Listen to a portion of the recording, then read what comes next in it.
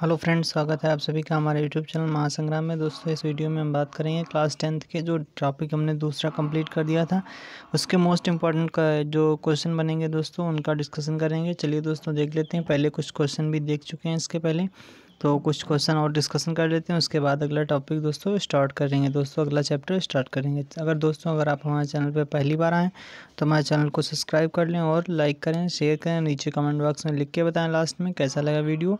चलिए दोस्तों देखते हैं पहला क्वेश्चन क्या है। पहला क्वेश्चन है दोस्तों कि परिक्षेपण या विक्षेपण क्या है। दोस्तों इसको हमने डिटेल से पढ़ा था। यानी श्वेत प्रकाश की कोई किरण जब किसी प्रिज्म से होकर गुजरती है तब उसके 7 रंगों में बंटने की क्रिया दोस्तों क्या कहलाती है? विक्षेपण कहलाती है। चलिए दोस्तों अगला क्वेश्चन देख लेते हैं। अगला क्वेश्चन है दोस्तों दूरदृष्टि दोष किससे दूर किया जाता है। दोस्तों किसके द्वारा दूर किया जाता है, किस प्रकार से दूर किया जाता है? दोस्तों उत्तल लेंस के प्रयोग से दूर किया जाता है। अगला क्वेश्चन देख लेते हैं। अगला क्वेश्चन है दूरदृष्टि दोष किस कारण उत्पन्न होता है। दोस्तों दूरदृष्टि दोष उत्पन्न होता है अभिनेत्र लेंस की फोकस दूरी अत्यधिक हो जाती है। दूसरा कारण ये है कि नेत्र गोलक के छोटे हो जाने के कारण ऐसा होता है। नेत्र गोलक के छोटे हो जाने के कारण ऐसा हो जाता है। चलिए दोस्तों अगला क्वेश्चन है दृष्टि परिसर किसे कहते हैं। यानी दृष्टि परिसर किसे कहते हैं, ये भी क्वेश्चन पूछा गया कई बार। किसी आँख के निकट बिंदु तथा दूर बिंदु के बीच की दूरी को दृष्टि परिसर कहते हैं। दोस्तों सिंपल सी परिभाषा क्या है कि अगर किसी व्यक्ति के यानी किसी आँख के निकट बिंदु तथा दूर बिंदु के बीच की दूरी को दृष्टि परिसर कहते हैं। सामान्य आँख के लिए 25 सेंटीमीटर से तथा अनंत तक होती है। क्या होती है दोस्तों? दृष्टि परिसर क्या होती है? 25 सेंटीमीटर से अनंत तक होती है। चलिए दोस्तों अगला क्वेश्चन देख लेते हैं। खतरे के संकेत सिग्नल का प्रकाश लाल रंग का क्यों होता है? लाल रंग का ही क्यों होता है? क्योंकि लाल रंग धुएं में सबसे कम प्रकीर्णित होता है, इसलिए दूर से देखने पर भी यह लाल रंग का दिखाई देता है। लाल रंग का ही दिखाई देता है। अगला क्वेश्चन है हमारी आँख की पश्चावी पेशियाँ सबसे अधिक शिथिल अवस्था में होती हैं, सबसे अधिक सिकुड़ जाती हैं। हमारी आँख के लेंस की फोकस दूरी इन दोनों अवस्थाओं में किस अवस्था में अधिक होती है? दोस्तों किस अवस्था में अधिक होती है? तो दोस्तों देख लेते हैं इसका आंसर क्या हो जाएगा। हमारी आँख के लेंस की फोकस दूरी सबसे अधिक तब होती है जब पश्चावी पेशियाँ शिथिल अवस्था में होती हैं। कैसी होती हैं दोस्तों? शिथिल अवस्था में होती हैं। अगला क्वेश्चन देख लेते हैं। अगला क्वेश्चन है दोस्तों आँख द्वारा किसी वस्तु का छोटा या बड़ा दिखाई देना किस पर निर्भर करता है? वस्तु पर यानी वस्तु द्वारा आँख पर बना कोड। यानी क्वेश्चन क्या पूछा गया? क्वेश्चन ये है कि आँख द्वारा किसी वस्तु का छोटा या बड़ा दिखाई देना किस पर निर्भर करता है। दोस्तों जैसा आँख पर कोड बनेगा वैसा ही वस्तु दिखाई देती है। यानी वस्तु द्वारा आँख पर बना कोड के हिसाब से दिखाई देगा। न्यूनतम दूरी किसे कहते हैं? दोस्तों न्यूनतम दूरी वह होती है एक सामान्य आँख के लिए निकट बिंदु की आँख से दूरी 25 सेंटीमीटर होती है।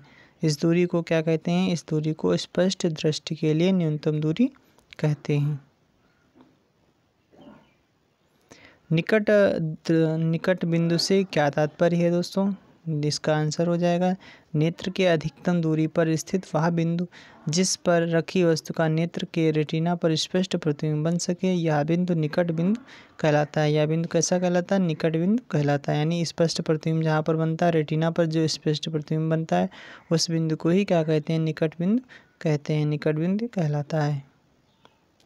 समंजन क्षमता किसे कहते हैं? समंजन क्षमता मतलब इसका आंसर हो जाएगा अभिनेत्र लेंस की वह क्षमता जिसके कारण वह अपनी फोकस दूरी को समायोजित कर लेता है, समंजन क्षमता कहलाता है।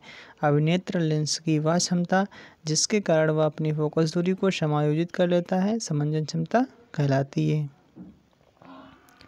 आयरिस क्या है दोस्तों? ये भी पूछा गया बहुत बार एग्जाम में। आयरिस एक वृत्ताकार डायाफ्राम होता है जिसके केंद्र में एक छिद्र होता है।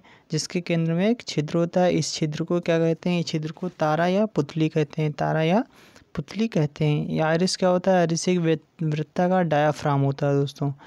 चलिए दोस्तों कार्निया या स्वच्छ मंडल किसे कहते हैं? मानव नेत्र में प्रकाश एक पतली झिल्ली से होकर गुजरता है। इस झिल्ली को क्या कहते हैं? कार्निया या स्वच्छ मंडल कहते हैं। लेंस की क्षमता का मात्रक क्या होता है? डायोप्टर होता है। तो कई बार बता चुके हैं। जरा दृष्टि दोष का निवारण के लिए किस प्रकार का चश्मा उपयोग में लाया जाता है? द्विफोक्सी लेंस के युक्त चश्मे का प्रयोग किया जाता है। द्विफोक्सी लेंस युक्त चश्मे का प्रयोग किया जाता है। मोतियाबिंद की शल्य चिकित्सा के बाद आँख में प्रयुक्त लेंस का नाम बताइए। इंट्राऑक्यूलर लेंस IOL का प्रयोग किया जाता है। इंट्राऑक्यूलर लेंस का प्रयोग किया जाता है। मानव नेत्र के उस भाग का नाम बताइए जो मानव नेत्र में प्रवेश होने वाली प्रकाश की मात्रा को नियंत्रित करता है, जिसे बोलते हैं पुतली। मानव नेत्र के उस भाग का नाम बताइए जो मानव नेत्र में प्रवेश होने वाली प्रकाश की मात्रा को नियंत्रित करता है, वो पुतली नियंत्रित करता है। नेत्र लेंस की फोकस दूरी निकट तथा दूर स्थित वस्तु को स्पष्ट रूप से देखने के लिए परिवर्तित होती है। यह प्रक्रिया कहाँ संपन्न होती है? पश्चावी पेशियों द्वारा संपन्न होती है। नेत्र लेंस की फोकस दूरी निकट तथा दूर स्थित वस्तु को स्पष्ट रूप से देखने के लिए परिवर्तित होती है। यह प्रक्रिया कहाँ होती है दोस्तों? पश्चावी पेशियों द्वारा संपन्न होती है। मानव आँख विभिन्न दूरियों पर स्थित वस्तुओं के प्रतिबिंब नेत्र लेंस की फोकस दूरी बदलकर रेटिना पर स्पष्ट बता सकते हैं। यह कार्य संपन्न किया जाता है समंजन क्षमता द्वारा संपन्न किया जाता है। किसके द्वारा संपन्न किया जाता है? समंजन क्षमता द्वारा संपन्न किया जाता है। मानव आँख विभिन्न स्थितियों में स्थित वस्तु का स्पष्ट प्रतिबिंब बनाने में सक्षम है। इसका कारण है समंजन क्षमता। क्या कारण है? समंजन क्षमता। आँख का वह भाग कौन सा है जहाँ वस्तु का प्रतिबिंब बनता है दोस्तों? कौन सा भाग है दोस्तों? दृष्टिपटल। क्या नाम है दोस्तों उसका? दृष्टिपटल। चलिए दोस्तों अगले क्वेश्चन देख लेते हैं। कुछ इंपॉर्टेंट और क्वेश्चन है, उनका डिस्कशन कर लेते हैं।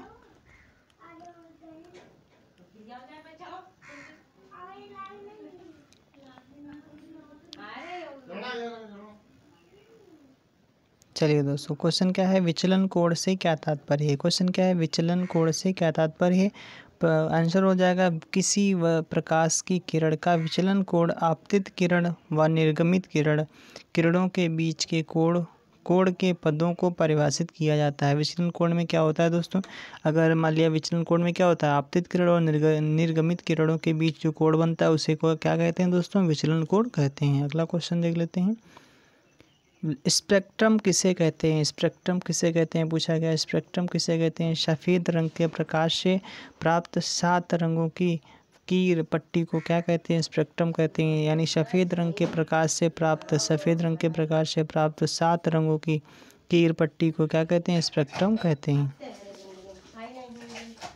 वह कौन सा रंग है जिसके लिए प्रकाश का विचलन कोण न्यूनतम तथा अधिकतम होता है? तो लाल प्रकाश में प्रकाश का विचलन कोण न्यूनतम होता है दोस्तों, और बैंगनी रंग के प्रकाश के लिए विचलन कोण अधिकतम होता है दोस्तों। इसको याद कर लेना। यानी लाल प्रकाश के लिए विचलन कोण न्यूनतम होता है और बैंगनी रंग के प्रकाश के लिए विचलन कोण दोस्तों अधिक होता है।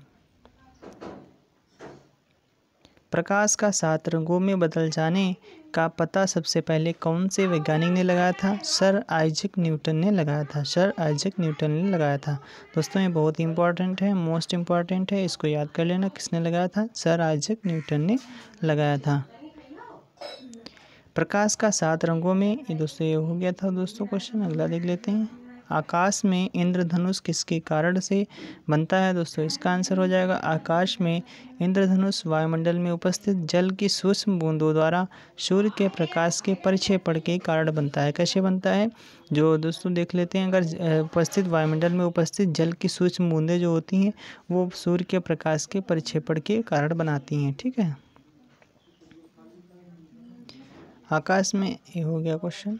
प्रकीर्णक किसे कहते हैं? प्रकीर्णक किसे कहते हैं? यानी जिससे प्रकाश फैलता है तो इसका मतलब हो जाता है परमाणु अथवा कण जो प्रकाश का प्रकीर्णन करते हैं प्रकीर्णक कहलाते हैं। प्रकीर्णक कहलाते हैं। परमाणु अथवा कण जो प्रकाश का प्रकीर्णन करते हैं उन प्रकीर्णक कहलाते हैं। लाल रंग के प्रकाश की प्रकीर्णन तीव्रता तीव्रता नीले तथा बैंगनी रंग के प्रकाशों की प्रकीर्णन तीव्रता से कम क्यों होती है दोस्तों? लाल रंग की जो होती है प्रकीर्णन की तीव्रता और नीले तथा बैंगनी रंग के प्रकाशों की प्रकीर्णन तीव्रता से कम क्यों होती है? इसका कारण ये है कि लाल रंग के प्रकाश का तरंगदैर्ध्य नीले रंग तथा बैंगनी रंग के प्रकाश की तरंगदैर्ध्य से अधिक होता है दोस्तों, क्योंकि लाल रंग का प्रकाश का तरंगदैर्ध्य बहुत ज़्यादा अधिक होता है। ठीक है दोस्तों, इसके लिए इसका आंसर यही हो जाएगा। पृथ्वी के पर्यावरण में नीले तथा लाल प्रकाश में किसका प्रकीर्णन अधिक होता है? पृथ्वी के पर्यावरण में नीले तथा लाल प्रकाश में किसका प्रकीर्णन अधिक होता है दोस्तों? नीले रंग का प्रकाश का प्रकीर्णन अधिक होता है। अगला क्वेश्चन है दोस्तों, बादल सफ़ेद रंग के क्यों दिखाई देते हैं? क्योंकि सभी प्रकार के रंगों का प्रकीर्णन बादल में ही होता है। दोस्तों इसका आंसर क्या हो जाएगा? क्योंकि सभी प्रकार के रंगों का प्रकीर्णन बादल में ही होता है, परिणामतः हमें बादल सफ़ेद रंग के दिखाई देते हैं। एक 14 वर्षीय छात्र उससे 5 मीटर दूर रखे श्याम पट पर लिखे प्रश्न को स्पष्ट नहीं देख पाता दृष्टि दोष का नाम बताइए जिससे वह प्रभावित है। तो इसका आंसर हो जाएगा छात्र 5 मीटर दूर रखे श्याम पट को स्पष्ट नहीं देख पाता है, अर्थात छात्र निकट दृष्टि दोष से पीड़ित है, जिसको दोस्तों इंग्लिश में बोलते हैं मायोपिया नाम से बोला जाता है।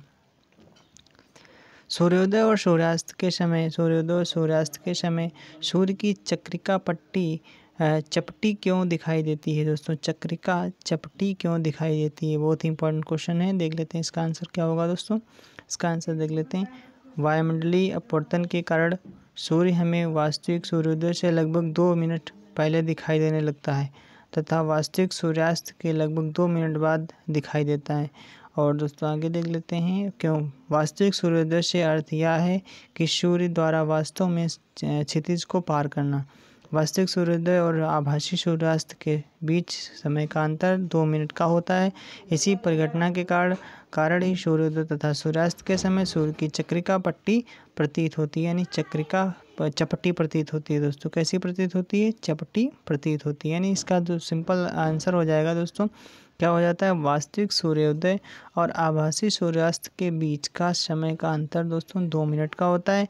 इसी परिघटना के कारण ही सूर्योदय तथा सूर्यास्त के समय सूर्य की चक्रिका चपटी प्रतीत होती है। अगला क्वेश्चन देख लेते हैं। टिंडल प्रभाव को उदाहरण सही समझाइए। दोस्तों ये हमने बहुत ही इंपॉर्टेंट क्वेश्चन लिया था दोस्तों, समझाया था इसको कायदे से। टिंडल प्रभाव क्या है पहले इसको समझ लेते हैं। पृथ्वी का वायुमंडल सूक्ष्म कणों का एक विषमांगी मिश्रण है दोस्तों। इन कणों में धुआं, जल की सूक्ष्म बूंदें, धूल के निलंबित कण तथा वायु के अणु सम्मिलित होते हैं। जब कोई प्रकाश किरणपुंज इससे महीन कणों से टकराता है तो उन किरणपुंज का मार्ग दिखाई देने लगता है दोस्तों। इन कणों से विसरित प्रकाश परावर्तित होकर हमारे पास तक पहुंचता है। कोलाइडी कणों द्वारा प्रकाश के प्रकीर्णन को दोस्तों क्या कहते हैं? कोलाइडी कणों द्वारा प्रकाश के प्रकीर्णन को क्या कहते हैं दोस्तों? टिंडल प्रभाव कहते हैं। अब उदाहरण देख लेते हैं। उदाहरण जैसे धूल और धुएं से भरे कमरे में किसी छिद्र से प्रवेश करने वाले प्रकाश पुंज में कणों को उड़ते हुए देखना दोस्तों, ये भी टिंडल प्रभाव इसमें हो सकता है, यानी दिखाई देता है। इसका एग्जाम्पल अगला देख लेते हैं। दूसरा एग्जाम्पल क्या हो जाता है? घने जंगलों के वितान से सूर्य की किरणों का गुजरना, ये भी टिंडल प्रभाव इसमें भी। आगे देख लेते हैं। जंगल के कुहासे में जल की सूक्ष्म बूंदों का प्रकाश का द्वारा प्रकीर्णन। आगे देख लेते हैं अगला क्वेश्चन क्या है। स्वच्छ आकाश का रंग नीला क्यों होता है? बहुत इंपॉर्टेंट है क्वेश्चन, क्योंकि ये बहुत बार पूछा गया दोस्तों। चलिए दोस्तों देख लेते हैं। वायुमंडल में वायु के कण तथा अन्य सूक्ष्म कणों का साइज दृश्य प्रकाश की तरंगदैर्ध्य के प्रकाश की अपेक्षा नीले रंग की ओर कम तरंगदैर्ध्य के प्रकाश को प्रकीर्णित करने में अधिक प्रभावी है दोस्तों। क्या प्रभावी है दोस्तों? जो आकाश का रंग नीला इसलिए दिखाई देता है क्योंकि जो वायुमंडल में दोस्तों होते हैं वायु के कण होते हैं, ठीक है, और सूक्ष्म कणों का साइज दृश्य प्रकाश की तरंगदैर्ध्य के प्रकाश की अपेक्षा नीले रंग की और कम दिखाई तरंगदैर्घ्य के प्रकाश को प्रकीर्णित करने में अधिक प्रभावी है। लाल रंग के प्रकाश की तरंगदैर्घ्य नीले रंग के प्रकाश की अपेक्षा लगभग 1.8 गुनी है। ठीक है। और अतः जब प्रकाश वायुमंडल में गुजरता है तो वायु के सूक्ष्म कण लाल रंग की अपेक्षा नीले रंग को अधिक प्रबलता से प्रकीर्णित करते हैं। प्रकीर्णित हुआ यह नीला प्रकाश हमारे नेत्रों में प्रवेश करता है, इसलिए स्वच्छ आकाश दोस्तों नीला रंग का दिखाई देता है। अगला देख लेते हैं, अगला क्वेश्चन क्या है। अगला क्वेश्चन बहुत लंबा है। लिखा है निकट दृष्टि दोष की परिभाषा दीजिए। किसी निकट दृष्टि दोष से पीड़ित व्यक्ति का दूर बिंदु नेत्र के सामने 80 सेंटीमीटर दूरी पर है। इस दोष को संशोधित करने के लिए आवश्यक लेंस की प्रकृति तथा क्षमता क्या होगी दोस्तों, देख लेते हैं। वह दृष्टि दोष जिसमें व्यक्ति पास रखी वस्तुओं को तो स्पष्ट देख सकता है परंतु दूर वस्तुओं को स्पष्ट नहीं देख सकता है, निकट दृष्टि दोष या निकट दृष्टिता कहलाता है। ये तो बहुत सिंपल सी परिभाषा हो गई। आगे पूछा गया है इसको कैसे निवारण करेंगे। तो इस दोष को संशोधित करने के लिए आवश्यक लेंस की प्रकृति अवतल लेंस होगी। ठीक है, अपसारी लेंस जिसे बोलते हैं। और लेंस की क्षमता का सूत्र होता है P = 1/f होता है दोस्तों। चलिए दोस्तों आगे देख लेते हैं। आगे पूछा गया है इंट्राऑक्यूलर लेंस के बारे में आप क्या समझते हैं, क्या जानते हैं, समझाइए। ठीक है, देख लेते हैं। अभी दोस्तों जो बता रहे थे जरा दृष्टि दोष क्या होता है, उसमें किस लेंस नहीं मोतिया बिंदु जब हो जाता है तो उसमें किस लेंस का प्रयोग किया जाता है, देख लेते हैं क्या है यानी किस में प्रयोग किया जाता है, देख लेते हैं दोस्तों। क्या है दोस्तों, कभी कभी अधिक आयु के कुछ व्यक्तियों में नेत्र का क्रिस्टलीय लेंस दूधिया तथा धुंधला हो जाता है। दोस्तों कैसा हो जाता है, जब एज ज़्यादा हो जाती है तो उनका जो नेत्र लेंस होता है वो धुंधला हो जाता है। इस स्थिति को मोतिया बिंदु कहते हैं। मोतिया बिंदु लक्षण को दूर करने के लिए मरीज की आंख में इंट्रा ऑक्यूलर लेंस यानी कृत्रिम लेंस दोस्तों बोला जाता है हिंदी में, कृत्रिम लेंस लगाया जाता है। इस विधि में मोतिया बिंदु को हटाकर पीछे वाली पतली झिल्ली के आगे कृत्रिम लेंस प्रत्यारोपित कर दिया जाता है दोस्तों। इस विधि में आँख में चीरा कम आता है दोस्तों। कैसा चीरा कम आता है और मोटे चश्मे की आवश्यकता भी नहीं होती और देखने का क्षेत्र पूरा होता है, चलिए दोस्तों आगे लिख देते हैं। जब हम तीव्र रोशनी से एक बहुत कम रोशनी वाले कमरे में प्रवेश करते हैं तब हम कमरे में रखी वस्तुओं को कुछ समय के लिए नहीं देख पाते हैं। क्या दोस्तों इसका क्या व्याख्या है, रीजन दोस्तों दीजिए। ये बहुत बार दोस्तों हम देखते हैं रियल लाइफ में, कई बार देख चुके होते। तो आगे देख लेते हैं इसका आंसर क्या हो जाएगा दोस्तों। इसका आंसर देख लेते हैं। जब प्रकाश अत्यधिक चमकीला होता है तो परितारिका सिकुड़ कर पुतली को छोटा बना देती है दोस्तों, यानी पुतली छोटी हो जाती है जिससे आँख में कम प्रकाश प्रवेश कर सके। और जब हम तीव्र प्रकाश से किसी मंद प्रकाश वाले कमरे में जाते हैं दोस्तों, मंद प्रकाश वाले कमरे में प्रवेश करते हैं तब प्रकाश में कुछ देर तक हम कमरे में की वस्तुओं को नहीं देख पाते हैं क्योंकि आँख की पुतली को पुनः फैलने में कुछ समय लगता है दोस्तों, यानी पुतली पहले ही सिकुड़ जाती है और जब अधिक कम प्रकाश में जाते हैं तो उसको फैलने में कुछ टाइम लगता है दोस्तों। आगे देख लेते हैं। मंद प्रकाश में परितारिका फैलकर पुतली को बड़ा बना देती है जिससे आँख में अधिक प्रकाश प्रवेश कर सके। चलिए दोस्तों कुछ और इम्पोर्टेंट क्वेश्चन है उनको भी डिस्कशन कर लेते हैं।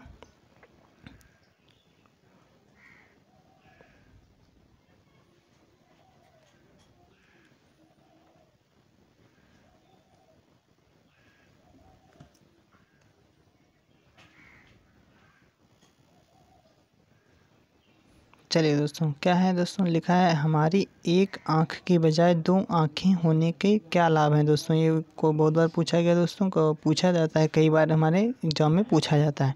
चलिए दोस्तों देख लेते हैं। दो आँखें एक आँख से बेहतर होती हैं, इसके निम्न लाभ हैं। क्या क्या लाभ हैं। दो आँखों का दृष्टि क्षेत्र एक आँख के दृष्टि क्षेत्र से अधिक होता है। कैसा होता है, अगर दोस्तों देखो दृष्टि क्षेत्र अधिक होगा, अगर एक आँख होगी तो दृष्टि क्षेत्र कम होगा। आगे देख लेते हैं। हमारी एक आँख का क्षैतिज दृष्टि क्षेत्रफल लगभग 150 डिग्री होता है जबकि दोनों आँखों का दोस्तों ये कितना होता है 180 डिग्री हो जाता है। यानी एक आँख का देखा जाए तो क्षैतिज दृष्टि क्षेत्र कितना होता है दोस्तों 150 डिग्री होता है जबकि दो आँखों का यह 180 डिग्री हो जाता है। आगे देख लेते हैं। दो आँखों से हमें वस्तु की लंबाई, चौड़ाई और गहराई का पता चलता है, लेकिन एक आँख से हमें वस्तु की केवल लंबाई और चौड़ाई ही पता चलेगी दोस्तों। और दो आँखों से क्या होता है, हमें लंबाई, चौड़ाई, गहराई तीनों पता होती हैं। आगे देख लेते हैं अगला क्वेश्चन क्या है। एक प्रकाश की किरण कितनी बार अपवर्तित होती है और प्रत्येक बार अपवर्तित किरण की दिशा क्या होगी। आगे देख लेते हैं आंसर क्या होगा। जब प्रकाश की किरण प्रिज्म से गुजरती है तो यह 2 बार अपवर्तित होती है। कितनी बार अपवर्तित होती है? 2 बार। एक बार तब जब वह हवा से कांच में प्रवेश करती है और तथा दूसरी बार जब वह कांच से हवा में प्रवेश करती है, यानी जब हवा से कांच में जाती है और दूसरी बार जब कांच से हवा में प्रवेश करती है। प्रत्येक बार यह प्रिज्म के आधार की तरफ मुड़ती है। कैसे मुड़ती है दोस्तों? इसका विचलन कैसा होता है? आधार की तरफ होता है। चलिए दोस्तों अगला क्वेश्चन है, प्रकाश का वर्ण विक्षेपण किसे कहते हैं। दोस्तों ये बहुत बार इसको समझा चुके हैं। देख लेते हैं। सूर्य का प्रकाश यहाँ पर दोस्तों सूर्य का प्रकाश जब कांच के प्रिज्म में से होकर गुजरता है तो उसके दूसरी ओर स्थापित एक पर्दे पर सप्त वर्ण प्रतिरूप प्राप्त होता है। दोस्तों इसको देख भी सकते हैं हम। इस वर्ण प्रतिरूप को स्पेक्ट्रम कहते हैं। सूर्य के स्पेक्ट्रम में विभिन्न वर्णों का क्रम इस प्रकार होता है। दोस्तों इसको कैसे याद कर सकते हैं? वेवगोर नाम से याद कर सकते हैं। देख लेते हैं। तो लाल, नारंगी, पीला, हरा, नीला, जामुनी, बैंगनी विविध वर्णों में श्वेत प्रकाश के वियोजन का अर्थात पृथक्कन को वर्ण विक्षेपण कहते हैं। दोस्तों ये सिंपल सी यानी थोड़ी छोटी परिभाषा दी है। चलिए दोस्तों आगे देख लेते हैं। कृषि प्रिज्म से होकर जाने वाली प्रकाश की किरण का विचलन कोण को किस प्रकार से परिभाषित करते हैं, समझाइए। देख लेते हैं इसको भी। किसी प्रकाश की किरण का विचलन कोण आपतित किरण तथा किरणों के मध्य के कोण के पदों में परिभाषित किया जाता है दोस्तों। और निम्न तथ्यों की जानकारी मिलती है। क्या क्या जानकारी मिलती है देख लेते हैं। पहली जानकारी क्या मिलती है? विभिन्न रंगों के प्रकाश का विचलन कोण भी भिन्न होता है। वो तो भिन्न होगा ही, ठीक है। लाल रंग के प्रकाश का विचलन कोण न्यूनतम तथा बैंगनी रंग के प्रकाश का विचलन कोण अधिक होता है दोस्तों। यानी लाल रंग का जो विचलन कोण होता है दोस्तों वो न्यूनतम होता है और जो बैंगनी रंग के प्रकाश का विचलन कोण महत्तम यानी अधिक होता है। चलिए दोस्तों आगे देख लेते हैं। श्वेत रंग का परिक्षेपण या विक्षेपण क्या होता है दोस्तों? अभी पढ़ चुके थे जो उसी में प्रकीर्णन क्या होता है, ये भी देख लेते हैं। ये दोस्तों क्वेश्चन है, इसको आराम से आप दोस्तों देख लेते हैं क्या है। सामान्य नेत्र 25 सेंटीमीटर से निकट रखी वस्तुओं को सुस्पष्ट क्यों नहीं देख पाते हैं। देख लेते हैं क्यों नहीं देख पाते हैं। 25 सेंटीमीटर से कम दूरी पर रखी हुई वस्तु से आने वाली प्रकाश की किरणों की दृष्टिपटल पर फोकस करने के लिए मानव नेत्र की क्षमता में जितनी वृद्धि होनी चाहिए उतनी नहीं हो पाती है, ठीक है। यानी ज़्यादा नज़दीक हो जाता है क्योंकि मानव नेत्र की फोकस दूरी 25 सेंटीमीटर से कम नहीं हो सकती। इस कारण नेत्र लेंस का प्रतिबिंब रेटिना पर नहीं बन पाता है जिससे वस्तु स्पष्ट नहीं दिखाई देती है। अगला देख लेते हैं। जब हम नेत्र से किसी वस्तु की दूरी को बढ़ा देते हैं, क्या दोस्तों क्वेश्चन पूछा गया। जब हम नेत्र से किसी वस्तु की दूरी को बढ़ा देते हैं तो नेत्र में प्रतिबिंब दूरी का क्या होता है दोस्तों? क्या होता है? क्योंकि नेत्र से वस्तु की दूरी बढ़ा देने पर नेत्र के समंजन गुण के कारण प्रतिबिंब रेटिना पर ही बनता है। क्योंकि कैसा देखो, नेत्र में क्या होता है? समंजन गुण होता है, समंजन क्षमता। अतः नेत्र में बने प्रतिबिंब की दूरी पर कोई प्रभाव नहीं पड़ता है दोस्तों। चलिए दोस्तों आगे देख लेते हैं। तारे क्यों टिमटिमाते हैं? बहुत ही इंपॉर्टेंट दोस्तों क्वेश्चन है, इसको देख लेते हैं। तारों से आने वाला प्रकाश हमारी आँख तक पहुँचने से पहले वायुमंडल की विभिन्न परतों से गुजरता है, ठीक है। इन परतों का घनत्व ताप में परिवर्तन के कारण अनियमित रूप से बदलता रहता है दोस्तों। कैसे? ताप जो दोस्तों ये परतों के कारण क्या होता है? परतों का घनत्व ताप एवं परिवर्तन के कारण अनियमित रूप से बदलता रहता है, जिस कारण से अपवर्तनांक भी परिवर्तित होता रहता है।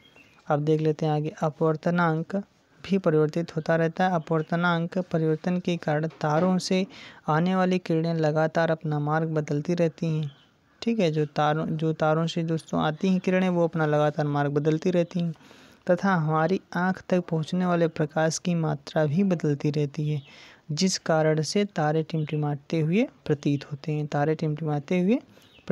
हैं। चलिए दोस्तों आगे देख लेते हैं। ग्रह क्यों नहीं टिमटिमाते हैं? ये भी बहुत इंपॉर्टेंट क्वेश्चन है। ग्रह क्यों नहीं टिमटिमाते हैं, देख लेते हैं। ग्रह जो होते हैं वो तारों की अपेक्षा पृथ्वी के बहुत करीब हैं। देख लेते हैं दोस्तों क्या है, बहुत ही इंपॉर्टेंट लाइन है, जो पृथ्वी के बहुत करीब हैं, यानी तारों की अपेक्षा, यानी तारे बहुत दूर हैं और जो ग्रह हैं वो बहुत नज़दीक हैं, इसलिए उन्हें विस्तृत शोध की तरह माना जा सकता है। यदि हम ग्रहों को बिंदु आकार के अनेक प्रकाश स्रोतों का संग्रह मान लें तो सभी बिंदु आकार के प्रकाश स्रोतों से हमारे नेत्रों में प्रवेश करने वाले प्रकाश की मात्रा में कुल परिवर्तन का औसत मान शून्य होता। इसी कारण से टिमटिमाते प्रतीत नहीं होते हैं दोस्तों, इसी कारण से टिमटिमाते हुए प्रतीत नहीं होते हैं। चलिए दोस्तों आगे देख लेते हैं। अगला है क्वेश्चन, सूर्योदय के समय सूर्य रक्ताभ क्यों प्रतीत होता है? क्यों प्रतीत होता है दोस्तों? क्योंकि देख लेते हैं इसका आंसर क्या हो जाएगा, जब सूर्य सिर से ठीक ऊपर होता है। देख लेते हैं क्या है, जब ठीक ऊपर होता है तो सूर्य से आने वाली प्रकाश अपेक्षा कम दूरी चलता है, यानी कम दूरी चलता है। दोपहर के समय सूर्य श्वेत प्रतीत होता है क्योंकि नीले और बैंगनी वर्ण का बहुत थोड़ा भाग ही प्रकीर्णित हो पाता है, क्योंकि जो नीला जो रंग होता है और बैंगनी रंग होता है वो थोड़ा ही दोस्तों प्रकीर्णित हो पाता है। और सूर्योदय के समय सूर्य क्षैतिजी अवस्था में होता है। कैसा होता है दोस्तों? क्षैतिजी अवस्था में होता है। इस प्रकार इस समय सूर्य से आने वाला प्रकाश हमारे नेत्रों तक पहुंचने से पहले पृथ्वी के वायुमंडल में वायु की मोटी परतों से होकर गुजरता है दोस्तों, और क्षितिज के समीप नीले तथा कम तरंगदैर्ध्य के प्रकाश का अधिकांश भाग कणों द्वारा प्रकीर्णित हो जाता है। इसलिए हमारे नेत्रों तक पहुंचने वाला प्रकाश अधिक तरंगदैर्ध्य का होता है दोस्तों। कैसा होता है? अधिक तरंगदैर्ध्य का होता है। इससे सूर्योदय और सूर्यास्त के समय सूर्य रक्ताभ यानी लाल रंग का प्रतीत होता है। ये सिंपल सा देखो, जब अगर इसमें देखा जाए तो क्या हो जाता है, जो सूर्योदय और सूर्यास्त के समय जो हमारे आंखों में नेत्र में सूर्य की किरणें आती हैं वो अधिक तरंगदैर्ध्य वाली होती हैं, इसलिए हमें कैसा प्रतीत होता है? सूर्य रक्ताभ प्रतीत होता है। चलिए दोस्तों आगे देख लेते हैं। किसी अंतरिक्ष यात्री को आकाश नीले की अपेक्षा काला क्यों प्रतीत होता है? दोस्तों बहुत ही इंपॉर्टेंट है क्वेश्चन। क्या पूछा गया है? किसी अंतरिक्ष यात्री को आकाश नीले की अपेक्षा काला क्यों प्रतीत होता है? देख लेते हैं। वायुमंडल में प्रकीर्णन के कारण फैले हुए नीले प्रकाश के कारण पृथ्वी तल पर खड़े किसी व्यक्ति को आकाश का रंग नीला दिखाई देता है। दोस्तों अगर कोई पृथ्वी तल पर है तो कैसा दिखाई देता है? आकाश का रंग नीला दिखाई देता है। और जबकि जब कोई अंतरिक्ष यात्री पृथ्वी के वायुमंडल से बाहर निकल जाता है तब वहाँ निर्वात में सूर्य के प्रकाश का प्रकीर्णन नहीं हो पाता है, जिस कारण अंतरिक्ष यात्री को आकाश नीले की अपेक्षा काला प्रतीत होता है। दोस्तों सिंपल सा आंसर है। क्या आंसर है? जब दोस्तों देखो अंतरिक्ष में जाता है तो वहाँ पे क्या होता है? निर्वात होता है। निर्वात में क्या होता है? प्रकाश का प्रकीर्णन नहीं होता है, जिस कारण से क्या होता है दोस्तों? प्रकाश वहाँ पे अंतरिक्ष यात्री को आकाश नीले की अपेक्षा दोस्तों कैसा प्रतीत होता है? काला प्रतीत होता है। सिंपल सा आंसर हो गया। चलिए दोस्तों आज ये टॉपिक पूरा कंप्लीट हुआ। अगले सेशन में हम अगला टॉपिक यानी अगला चैप्टर स्टार्ट करेंगे जो विद्युत से रिलेटेड है दोस्तों। चलिए दोस्तों आज के लिए इतना ही। हमारा कैसा लगा वीडियो लाइक करें, शेयर करें। अगर आप हमारे चैनल पर पहली बार आएँ तो हमारे चैनल को सब्सक्राइब जरूर कर लें। Thanks for watching.